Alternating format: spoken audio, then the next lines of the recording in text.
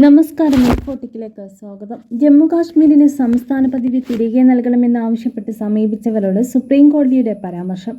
പഹൽഗാം ഭീകരാക്രമണം മറക്കരുത്. സംസ്ഥാനത്തിന്റെ നിയന്ത്രണത്തിനും അപ്പുറത്ത് രാജ്യാന്തര തലത്തിൽ ആസൂത്രണം ചെയ്ത ആക്രമണമായിരുന്നു പഹൽഗാം. സംസ്ഥാന പദവി ആവശ്യപ്പെട്ടവർക്ക് സുപ്രീം കോടതിയിൽ നിന്നും നിരാശയായിരുന്നു ഉണ്ടായത്.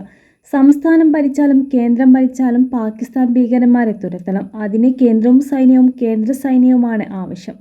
ഇതൊക്കെ എങ്ങനെ സംസ്ഥാനം ഭരിച്ചാൽ നടക്കുമെന്നത് ആലോചിക്കണം. ഈ അവസരത്തിലാണ് സുപ്രീം കോടതിയുടെ ഇടപെടലും ഉണ്ടായിരിക്കുന്നത്.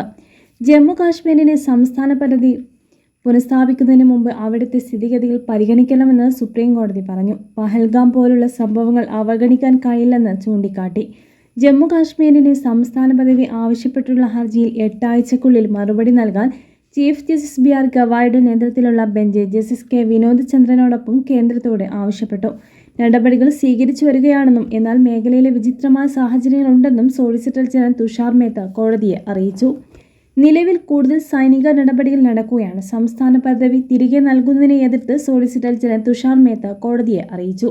ആർട്ടിക്കിൾ 370 റദ്ദാക്കലും ജമ്മു കാശ്മീരിനെ 2 കേന്ദ്രഭരണ പ്രദേശങ്ങളായി വിഭജിക്കലും ശരിവച്ച ഭരണഘടനാ ബെഞ്ചിനെ വാഗ്ദാനം ചെയ്തതുപോലെയാണ് നിയമസഭാ തെരഞ്ഞെടുപ്പ് നടന്നത് എന്ന് മേത്ത ചൂണ്ടിക്കാട്ടി.